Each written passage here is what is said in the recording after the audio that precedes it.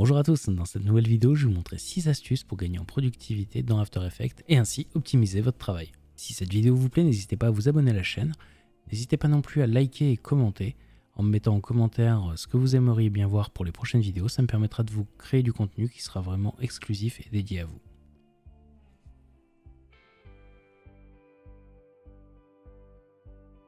Donc il arrive parfois que vous ayez besoin de remplacer une image par une autre, sans perdre les animations, sans perdre les effets que vous auriez mis sur cette image. Donc pour ça, c'est assez simple. Il vous suffit de sélectionner le média à remplacer à l'intérieur du panneau de montage, venir sélectionner dans le panneau projet le média que vous voulez utiliser pour faire le remplacement. Vous maintenez la touche Alt de votre clavier enfoncé et il ne vous reste plus qu'à drag and dropper votre nouvelle image à l'intérieur du panneau composition ou à l'intérieur du panneau montage. En faisant ça, vous lâchez le clic gauche, ça va remplacer automatiquement l'instance de votre source par celle que vous venez de sélectionner. Vous allez parfois avoir envie de recentrer votre point d'ancrage au centre de votre élément, mais sans vous prendre la tête. Donc là, par exemple, j'ai mon point d'ancrage qui est en dehors de mon objet et j'aimerais bien le mettre pile poil au centre.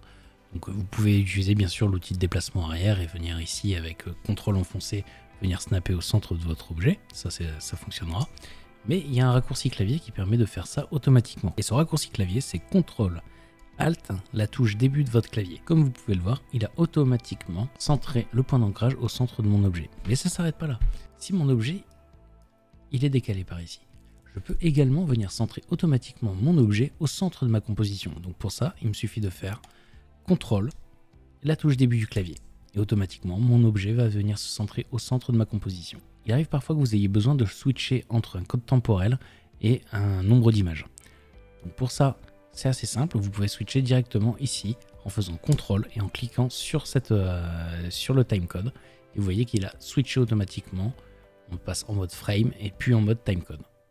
Pour revenir au mode timecode, il vous suffit d'appuyer sur CTRL et de recliquer dessus. Lorsque vous animez, il peut être pratique parfois de pouvoir inverser vos images clés. C'est-à-dire, par exemple ici j'ai envie de faire un fondu sur ce solide rouge de 0 à 100, donc pour faire une apparition en opacité. Donc je vais créer une première image clé à l'instant 00, je vais passer la valeur d'opacité à 0%, je vais avancer de quelques frames, par exemple ici à 20 frames, et je vais venir me mettre à 100%. Donc là c'est bien, j'ai mon animation d'apparition. Par contre, j'aimerais bien venir le faire disparaître ici, donc là pour ça il y a plusieurs méthodes. La première méthode, qui est la plus classique, consiste à venir créer une image clé à l'endroit où on veut faire commencer notre disparition, donc ici, en faisant une image clé vide, se décaler de quelques frames, et de venir passer le paramètre d'opacité à 0%. Donc ça fonctionne bien, par contre, dans la pratique, là, ça marche, c'est rapide, hein, parce qu'on n'a qu'une seule propriété animée. Dans la pratique, vous allez avoir plus de calques. Cette méthode ne sera peut-être pas la plus efficace quand vous avez beaucoup de calques. Une autre méthode consiste à venir copier-coller les images clés, donc pour ça vous les sélectionnez, vous faites CTRL-C, vous mettez à l'endroit où vous voulez faire votre disparition, vous faites CTRL-V. Donc là on voit qu'il a copié-collé mes images clés, par contre il m'a collé exactement la même animation, c'est-à-dire que ici on repart d'une animation de 0 à 100%. Maintenant moi ce que j'aimerais bien faire c'est inverser ces images clés, c'est-à-dire que ici ça soit à 100% et ici ça soit à 0. Soit évidemment je viens changer les images clés à la main, mais c'est pas la méthode la plus efficace. Je peux venir sélectionner mes deux images clés, faire un clic droit dessus, et ici dans assistant d'image clé, venir choisir inverser les images clés. Et là ça fonctionnera. Par contre, encore une fois, c'est pas la méthode la plus efficace. Je trouvais à la longue que c'était rébarbatif d'inverser mes images clés à la main.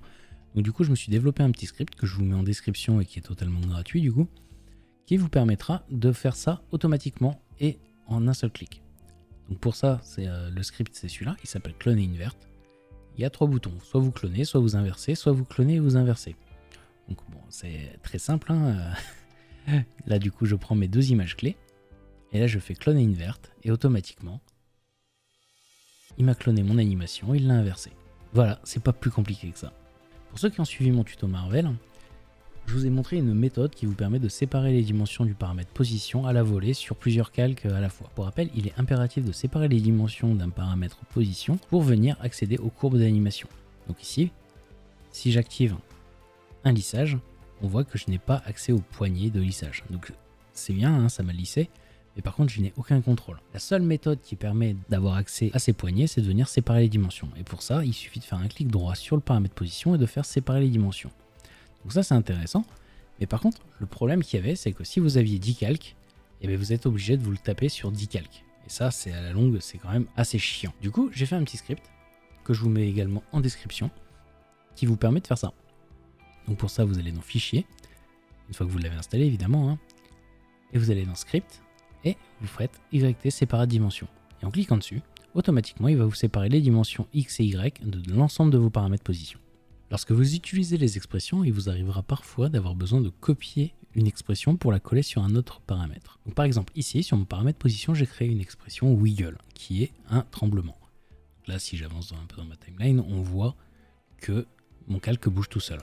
J'aimerais bien coller cette expression ici, et venir la mettre par exemple sur l'autre paramètre position de mon blanc uni qui est ici, qui n'a pas d'expression. Donc vous avez plusieurs méthodes pour faire ça.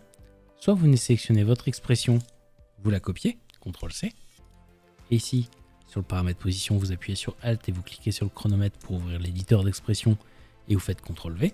Soit, il y a une méthode qui est beaucoup plus simple, hein. Vous venez sélectionner votre paramètre position ici, vous faites édition, copiez l'expression seulement, et ici vous venez sur votre blanc uni et vous faites CTRL-V.